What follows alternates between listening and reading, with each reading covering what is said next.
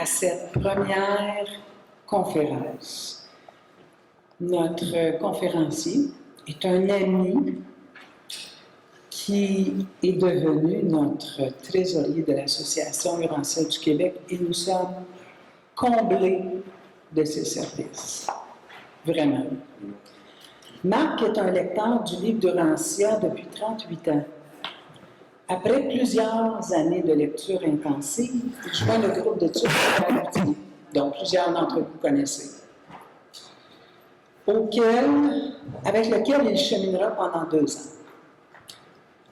Marc est un excellent écrivain. Il a écrit plusieurs articles pour la réflectivité, mais aussi pour le Journal international de la UI. Excellents articles.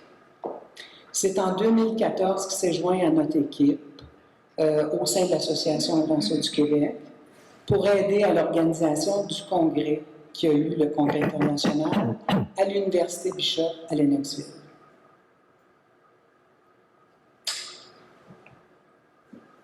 Il en est à son 3e mandat de trésorier. En fait, moi je l'ai baptisé mon trésor parce que vraiment, c'est un trésor. C'est un trésor de l'avoir parmi l'équipe. Il a donné quelques conférences lors de thématiques organisées par notre association et dirigé aussi quelques discussions de groupe. Marc est un passionné de la musique. Il est professeur de chant classique et chante avec un quatuor jazz, l'ensemble Quavaria, depuis une dizaine d'années. Écoute, d'événement en événement, je dis tout le temps à Marc, on va donner une chanson. Puis Marc vient, il dit tout le temps, mais Lynn, c'est parce que je ne me suis pas pratiquée. Tu peux préparer. Qui sait, peut-être qu'en fin de semaine, Marc voudra nous chanter une petite chanson de Gatsby. Tout le monde veut aller. Alors, bienvenue, Marc, et oui, c'est ça. accueillons Marc ici. OK. Donc, je suis vraiment très heureux d'être avec vous ici durant ce congrès sur la déité suprême. C'est un être qui est un peu, enfin, je pense que c'est un être qui est un peu méconnu et je trouve que ça valait vraiment la peine de prendre 2 jours pour, disons-le, célébrer la déité suprême et la connaître un peu plus, s'en approcher d'un peu plus près. Alors, il me fait plaisir, évidemment, de vous partager ma compréhension de ce sujet fort intéressant. Et généralement, quand je donne des conférences, j'essaie d'avoir un aspect un petit peu plus terre-à-terre. Alors, vous savez, souvent, c'est important d'avoir de la réflexion sur les concepts, sur les thèmes pour les comprendre. Mais ce que j'aime faire, moi, c'est de faire descendre un petit peu plus sur le plancher des vaches. De quelle façon est-ce que ces concepts-là peuvent nous aider à mieux vivre notre vie, à mieux coopérer avec l'ajusteur? Alors, c'est un peu l'angle qu'il va y avoir dans cette conférence. Alors, on va commencer avec un premier extrait du livre d'Urantia, pour partir le bal. L'homme a reçu en garde non seulement la présence de l'ajusteur du Père du paradis, mais aussi le contrôle sur la destinée d'une fraction infinitésimale, donc très, très, très, très petite, de l'avenir du suprême. Car de même que l'homme atteint sa destinée humaine, de même le suprême accomplit sa destinée sur les niveaux de déité. Avant de parler du suprême, je veux juste dire que ce qui m'impressionne beaucoup là-dedans, c'est que Dieu nous aime suffisamment pour remettre entre nos mains inexpérimentées à des êtres qui n'ont pas beaucoup de connaissances. On vient d'arriver à l'univers, on vient de naître dans l'univers, et il nous fait cadeau, en fait, d'une chose aussi importante que le contrôle, ni plus ni moins, le contrôle sur l'avenir, d'une petite partie du suprême. Alors, je pense qu'il doit nous aimer énormément pour nous faire confiance à ce point. La question qu'on va se poser aujourd'hui, c'est la suivante. Comment est-ce qu'on peut porter à sa pleine expression cette petite fraction infinitésimale de l'avenir du suprême qui nous a été remise, qui a été remise entre nos mains? La réponse est assez simple. C'est tout simplement en répondant à l'invite de notre Père Céleste que vous connaissez tous. Soyez parfaits. Soyez parfaits comme moi-même je suis parfait. Alors, il ne faut pas que j'oublie de changer les slides. OK. Rendu là. OK, donc, on va commencer par proposer une définition de la perfection. Si on doit être parfait comme Dieu est parfait, comment est-ce qu'on peut définir? Qu'est-ce que c'est que la perfection exactement? Et la perfection à notre niveau à nous. On verra par la suite les liens qui existent entre la recherche de la perfection et la poursuite du bonheur personnel. En fait, Dieu ne nous ordonne pas de devenir parfait tout simplement parce que c'est le gros boss, c'est le grand boss, puis vous faites ce que je vous dis, ce que je vous dis, pardon. Il le fait parce que c'est ce qui va accroître notre bonheur personnel. On va voir comment.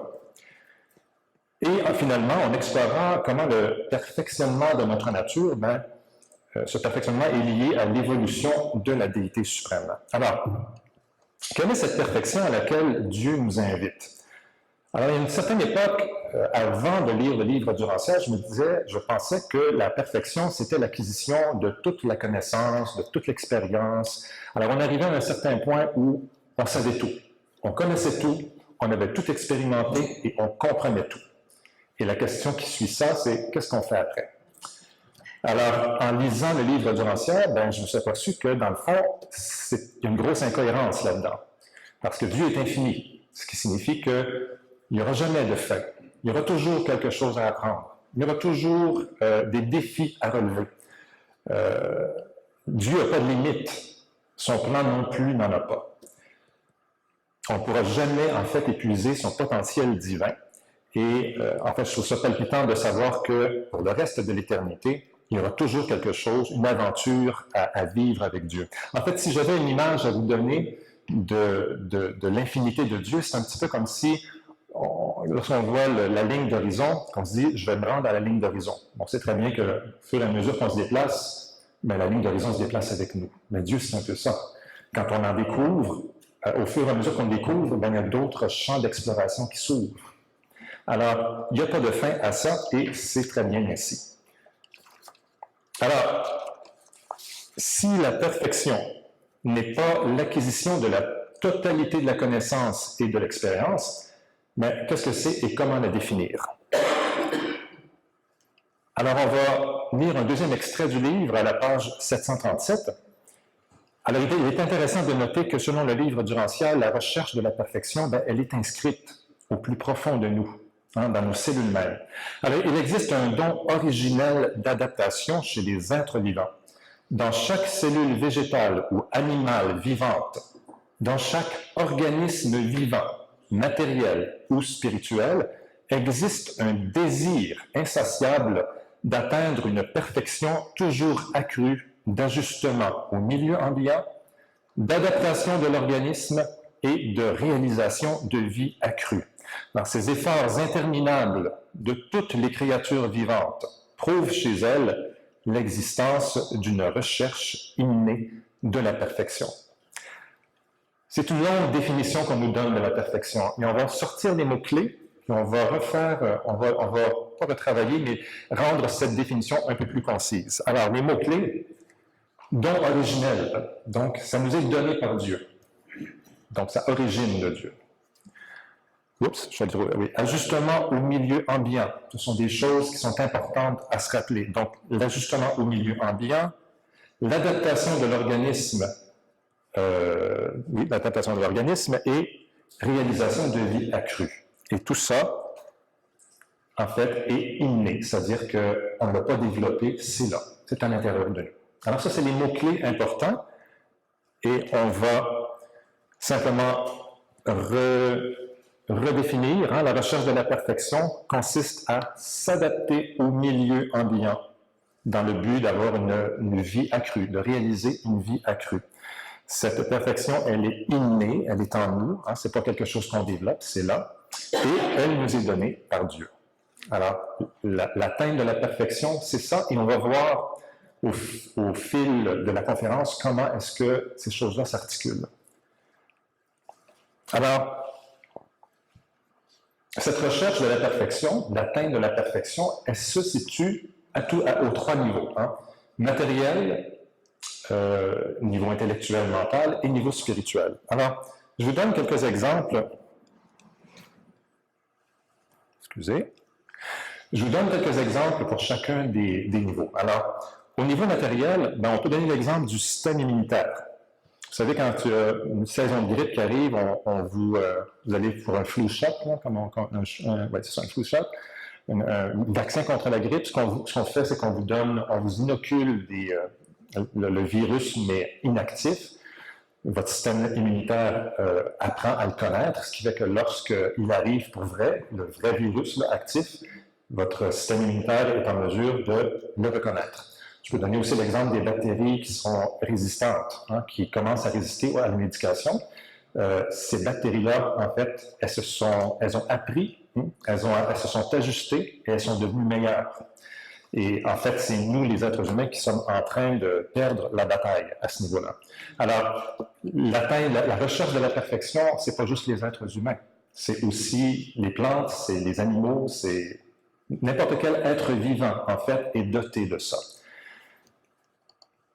Un exemple au niveau mental, au niveau intellectuel mental, il y a des circonstances dans la vie qui nous obligent à travailler à ce niveau-là. Par exemple, des gens qui changent de métier parce que, je sais pas moi, on prend l'exemple des gens qui travaillent sur des chaînes de montage. Souvent, ces gens-là sont remplacés par des machines. Ils sont obligés de retourner sur les bancs d'école et d'apprendre de nouvelles compétences, de nouvelles habiletés, de nouvelles connaissances.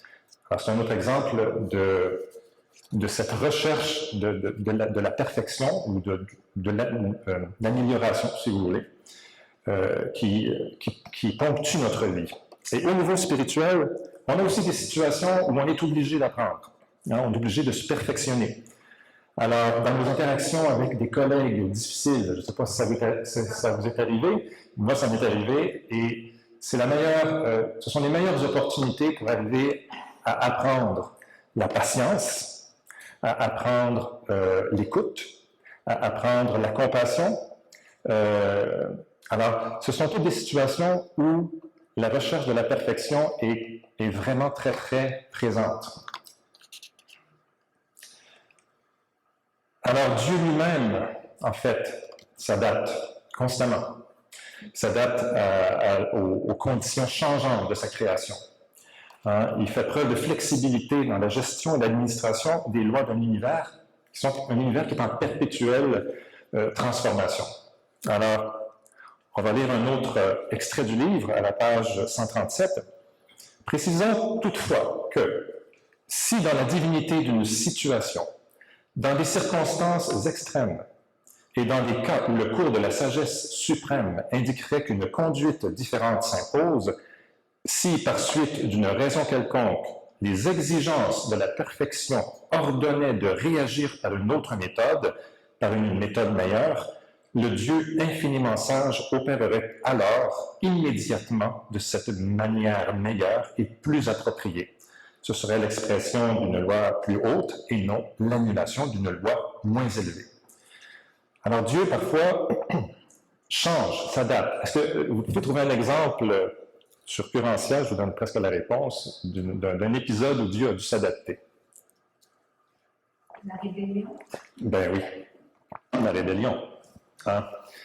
Généralement, les planètes normales, les planètes pas comme la nôtre, là, elles suivent toutes sensiblement le même modèle. Elles ont à peu près les mêmes états. Les façons de faire croître les êtres sur les planètes ne changent pas. Ça change pour les planètes décimales. Alors, à chaque 10e, 20e, 30e, 40e, 50e planète, on permet qu'il y ait des changements dans la gestion ou dans l'évolution. On intègre des choses nouvelles, mais c'est très peu. Alors, il semble que dans l'univers, la loi, c'est lentement, mais sûrement. Alors, on n'intègre pas de grands changements là, subites.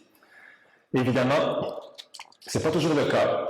Dans le cas d'Urantia, on a eu la rébellion qui a vraiment bouleversé tout. Et dans ce cas-là, bien évidemment, on suit plus on n'est plus aux mêmes étapes que nos sphères sœurs, qui elles sont normales. Alors, on a un parcours qui est très, très différent. Et dans ce cas-ci, bien, Dieu a dû s'adapter. Il a dû s'adapter, par exemple, en ayant un circuit des archanges pour les communications. Je pense que ça n'existait pas sur d'autres planètes.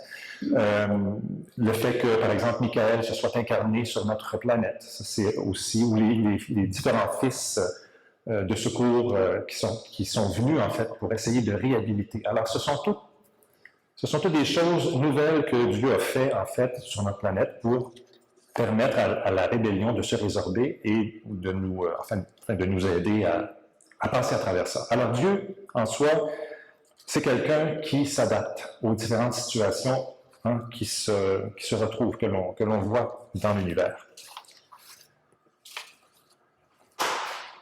Un autre exemple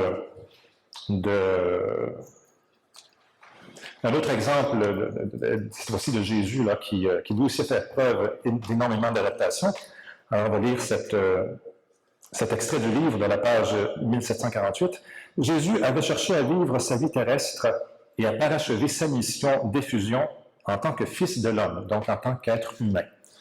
Ses disciples étaient disposés à le considérer comme le Messie attendu, sachant qu'ils ne pourraient jamais réaliser leurs espérances messianiques, parce que le concept du Messie était très, très matérialiste, et la mission de Jésus, elle était très, très spirituelle. Alors, il n'y avait vraiment pas de fit entre les deux, comme on dit. Ils s'efforçaient de modifier leur concept du Messie de manière à pouvoir répondre partiellement à leur attente. Mais il reconnut maintenant que ce plan n'avait guère de chance d'être mené à bien.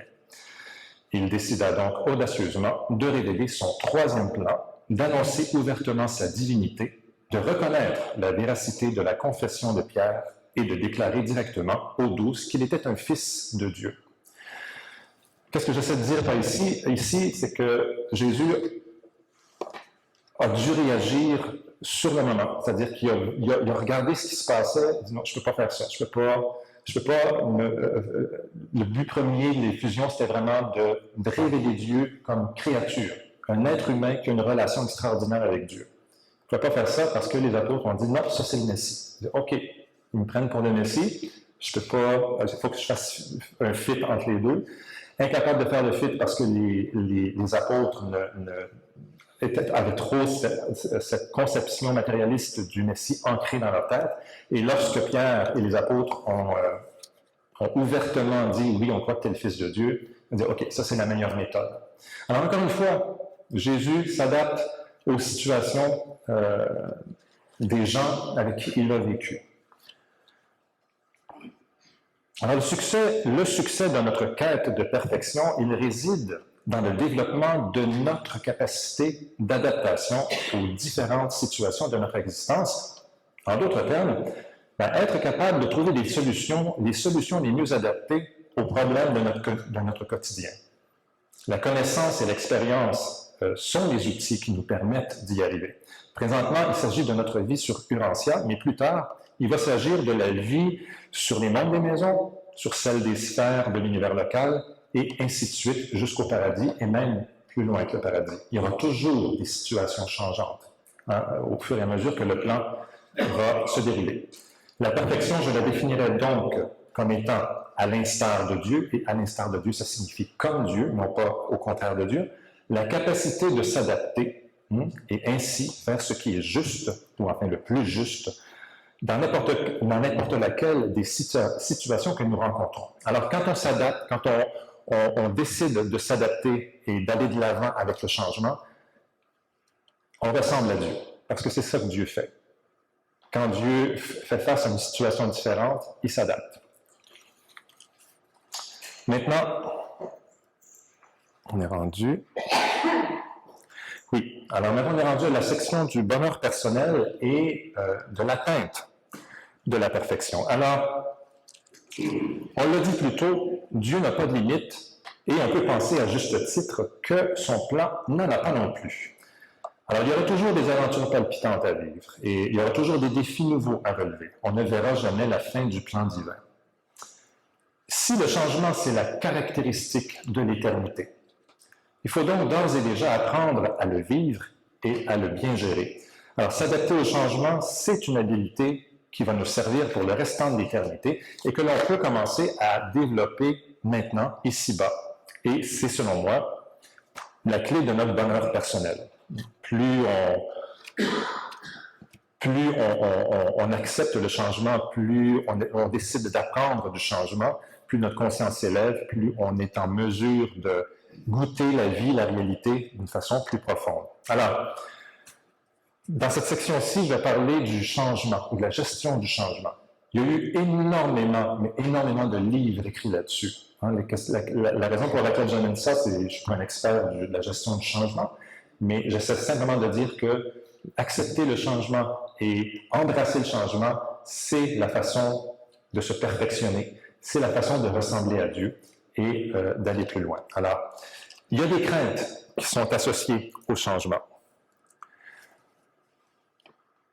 et qui nous empêchent, en fait, d'accepter le changement et d'aller de l'avant avec. Alors, l'effort à fournir. Il faut prendre un temps pour réfléchir, comprendre la situation dans laquelle on est et faire des plans pour être en mesure de s'adapter à cette situation.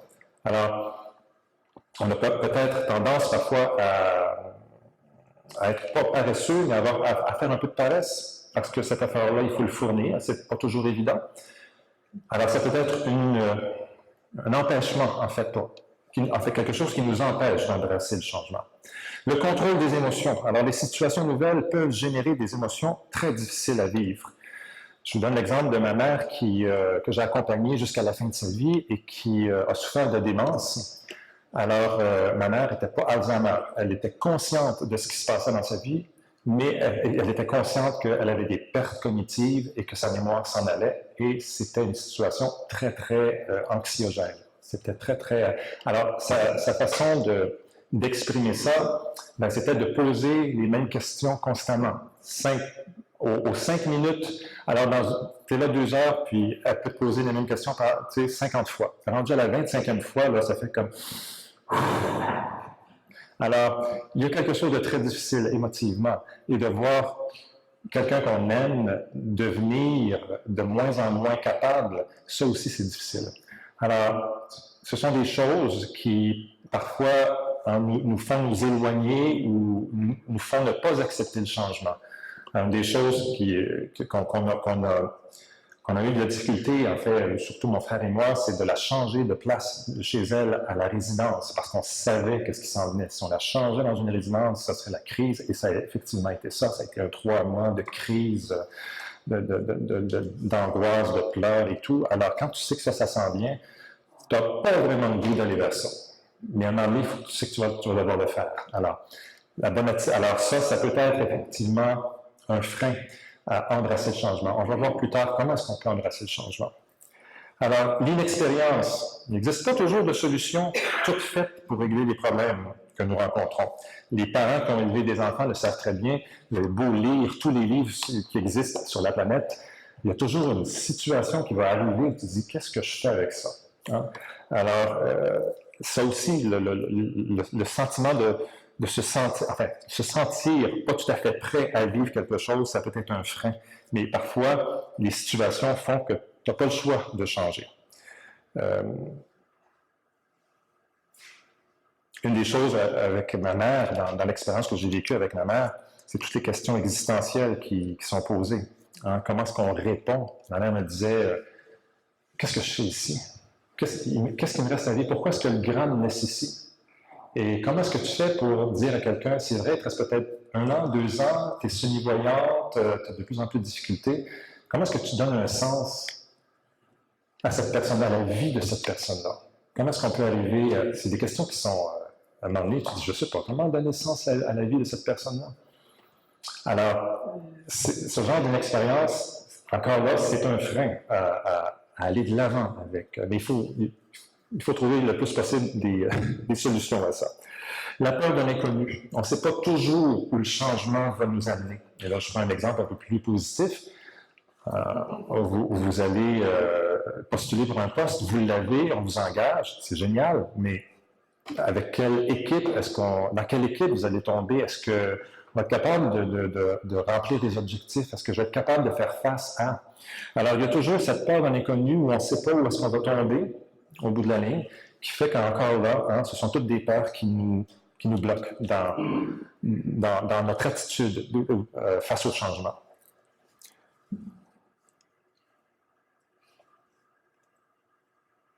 OK. Alors, on arrive à la gestion du changement. Embrasser le changement, ça signifie quoi? Adopter une attitude positive au changement et devenir des acteurs dans notre propre perfectionnement.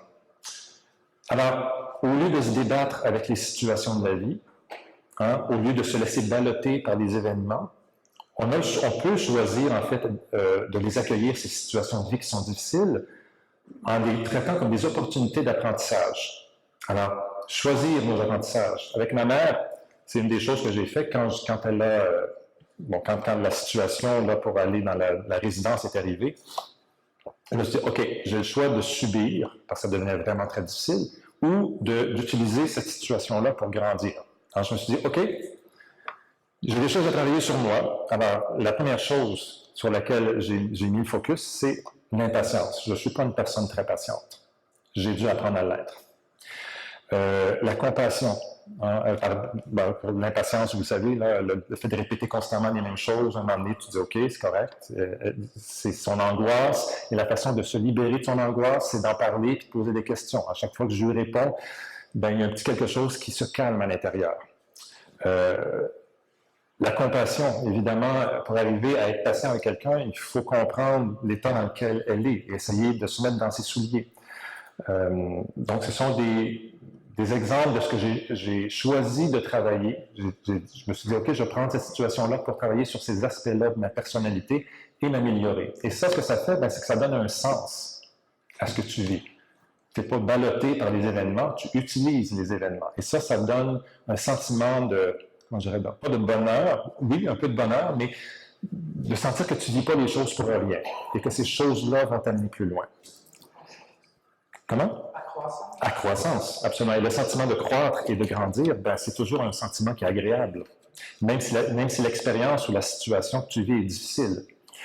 Il y a des apprentissages spontanés aussi. Alors, en plus des habiletés qu'on choisit de développer, il y a beaucoup de prises de conscience spontanées que l'expérience va nous apporter. Alors, la question du vieillissement, évidemment, en accompagnant ma mère, le Marc Belleau, avant que ma mère rentre en résidence, et le Marc Belleau à la fin, quand sa mère meurt, c'est pas le même Marc Belleau du tout. Et je suis convaincu qu'on a beau lire tous les livres sur le vieillissement, puis sur ce qui se passe dans le vieillissement, quand tu l'as vécu avec quelqu'un, quand tu as été avec des gens qui vivent le vieillissement, moi, j'étais scotché par vous, je parlais avec ma mère et d'autres personnes à la résidence, puis je ne sais pas à qui je disais ça aujourd'hui, je pense que c'était à Claudette. J'étais surpris comment ils sont en mesure de parler facilement de la mort, comme si c'était quelque chose qui était pas comme un ami, mais en fait presque comme une délivrance parfois. Alors, moi qui ai 50 ans, qui entends ça, je me dis, God, c'est incroyable quand même. Mais ces gens parlent de ça avec une très, très grande aisance. Il y a plusieurs choses aussi au niveau du vieillissement, là. Tout ce qui se passe au niveau du cœur et tout, on n'a pas conscience de ça. Alors, ma conception des choses a beaucoup, beaucoup, beaucoup changé. Ça, c'est pour moi un des apprentissages spontanés que j'ai fait. Il y a des apprentissages aussi qui sont très, très beaux. Je me rappelle d'un moment donné où ma mère et moi, on était assis, on parlait, elle me dit, évidemment, comme la mort la préoccupait, il y avait certaines craintes, elle me dit, est-ce que tu crois à l'enfer?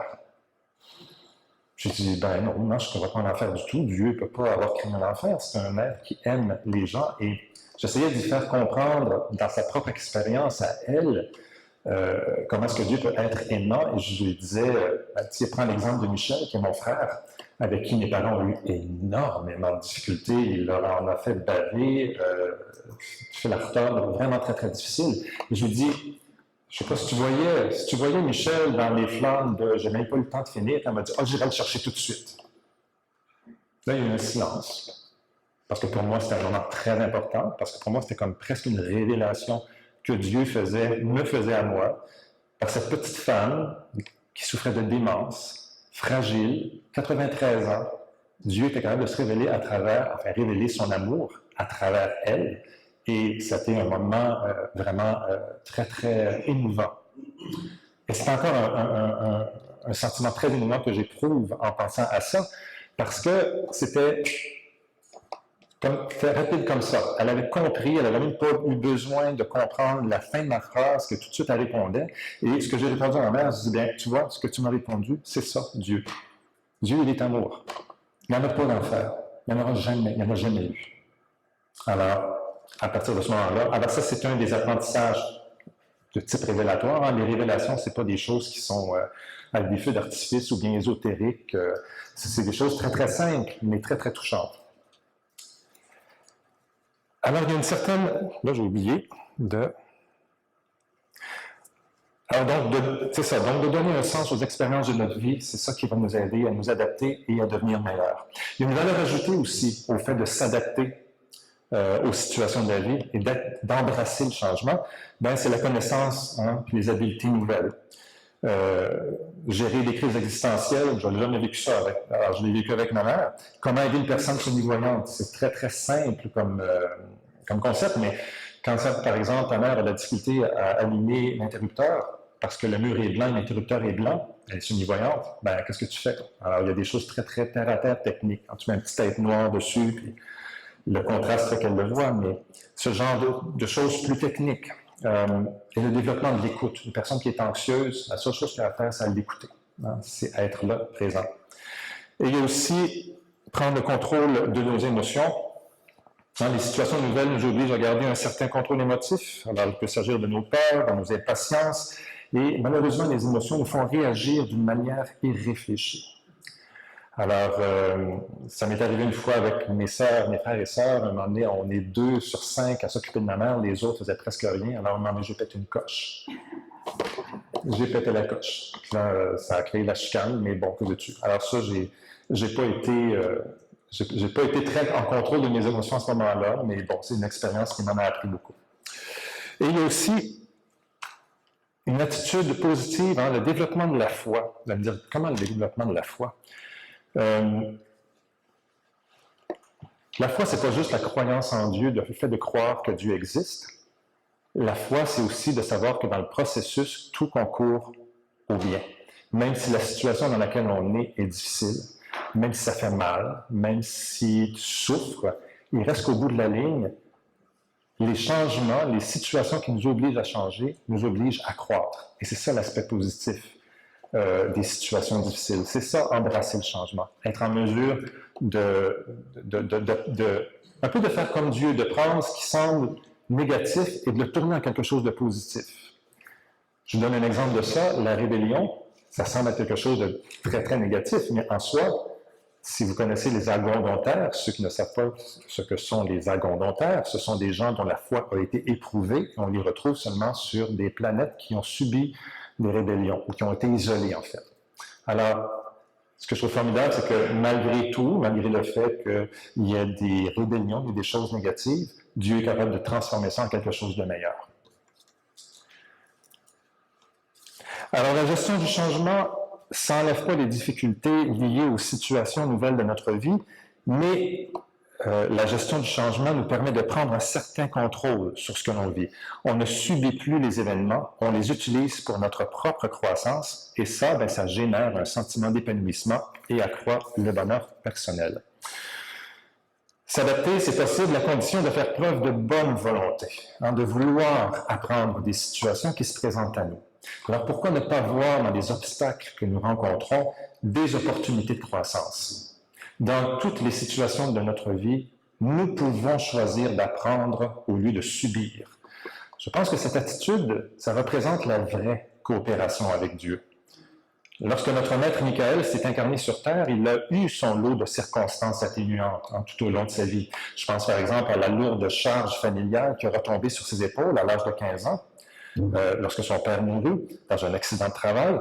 Ça, c'est un bel exemple que Jésus nous a donné de sa capacité à faire face aux changements abrupts qui sont survenus dans sa vie. Je pense aussi à la dignité dont il fit preuve lors de son procès injuste devant des hommes à l'esprit tordu et dévoyé. C'est un autre exemple d'inspirant d'adaptation. Parce qu'à l'expression du mal, Jésus est allé très positivement. Il a opposé le calme, la foi et la compassion. Vous vous rappelez tous du « Père, pardonne-leur, ils ne savent pas ce qu'ils font » en parlant de ses bourreaux. Ça, c'est de la grande compassion. Alors, la bonne volonté dont il fit preuve est cet état d'esprit qui nous permettra, nous aussi, de nous adapter avec plus de facilité, hein, embrasser le changement, accepter ce qui vient. Jésus était une inspiration pour tout un univers, mais plus que cela. Il était un superbe modèle humain de résilience. Alors, on est rendu à la dernière partie de la présentation. On va essayer de comprendre les liens entre notre croissance et celle du suprême. Je ne parlerai pas beaucoup de ça parce que je suis convaincu que beaucoup les autres conférenciers vont couvrir un peu plus les aspects techniques du suprême, mais je vais juste donner 2 points qui sont très importants. C'est quoi nos liens entre nous et le suprême? Il y en a un qui est très, très important. Alors, on va lire un autre extrait du livre de la page 1284. L'homme mortel et toutes les autres créatures finies sont créées à partir du potentiel vivant d'énergie, de mental et d'esprit qui existe dans le suprême. C'est dans les ressources du suprême que l'ascendeur, composé d'un mortel et d'un ajusteur, puise pour créer le caractère immortel et divin d'un finalitaire. Alors, tout ce que vous êtes présentement, que ce soit votre corps, que ce soit les significations de votre mental, les valeurs spirituelles, tout ça provient du suprême, des potentialités du suprême. Si le suprême n'est pas là, on n'existe pas. On n'est même pas, on n'est pas là du tout. Et la croissance, évidemment, puisqu'on puise dans les ressources du suprême pour se bâtir, bien, la croissance qui va s'étendre jusqu'au paradis va provenir de cet être formidable. Ça me fait un peu penser, si je vous donnais une image, à un fœtus à l'intérieur du ventre de sa mère. En fait, il se construit à partir des ressources que sa mère lui donne. Il construit son corps de cette façon-là. C'est un petit peu la même chose. On est censé, nous, devenir des finalitaires, mais on se construit à partir de ce que le suprême met à notre disposition. Alors, c'est quand même un lien qui est important. On a un lien important avec cet être-là. L'autre extrait, quand un ajusteur évolue en rendant spirituelle et éternelle une personnalité humaine, ces progrès à l'ajusteur provoquent directement une extension de la souveraineté du suprême. Alors, le suprême devient plus factuel, devient plus présent, devient plus fort. Ces accomplissements dans l'évolution humaine sont en même temps des accomplissements dans l'actualisation évolutionnaire du suprême. Alors, quand on actualise des choses, quand on devient plus spirituel, on actualise des choses dans notre propre vie, le suprême, il y a une répercussion qui se fait dans le suprême. Il est vrai que les créatures ne pourraient pas évoluer sans le suprême, mais il est peut-être également vrai, que l'évolution du suprême ne pourra jamais atteindre sa plénitude sans que toutes les créatures ne parachèvent leur propre évolution. Alors, ici, on présente le suprême comme un partenaire, dans la mesure où il y a des interactions entre ce que nous on fait et ce que cet être-là fait. On est intimement relié à cet être-là. Dans la mesure où on coopère en embrassant le changement, notre ajusteur est en mesure de transformer ce que nous sommes, ce que nous sommes en train de devenir, et ça a une répercussion dans le suprême, automatiquement. Alors, c'est un lien qui est assez important. On marche, en fait, main dans la main avec le suprême. Si vous vous rappelez le début de cet atelier, nous partions du principe que Dieu a remis entre nos mains une partie infinitésimale de l'avenir du suprême. Pour la porter à sa pleine expression, nous choisissons de répondre à l'invite de notre Père Céleste, « Soyez parfaits comme moi-même je suis parfait ». Nous avons défini par la suite l'atteinte de la perfection comme étant notre capacité à s'adapter aux situations de la vie et apprendre de ces situations-là. On a vu que Dieu lui-même s'adapte aux situations changeantes de son univers. Nous avons exploré les différentes manières de gérer le changement afin d'apprendre des situations nouvelles qui se présentent à nous. Finalement, nous avons conclu que tous nos efforts pour croître, toutes nos réussites, ont une répercussion dans l'évolution du suprême, cet être qui met à notre disposition toutes les ressources nécessaires à notre existence et à notre croissance. Ceci termine ma présentation. J'aurais envie de vous poser une question. Je pense qu'on a le temps, il est 5h05. J'aurais envie, d'une part, si vous avez des questions sur ce qui a été dit, s'il y a des choses avec lesquelles vous n'êtes pas d'accord, voulez argumenter, il n'y a aucun problème. J'ai aussi une question pour vous, en fait, simplement pour alimenter la discussion. Comment faites-vous pour porter à sa pleine expression cette parcelle de l'avenir du suprême que le Père Céleste vous a remise? Et à la fin, on pourra avoir des commentaires. S'il y a des choses pour améliorer la présentation, oui, n'importe quel commentaire. Alors, la parole est à vous.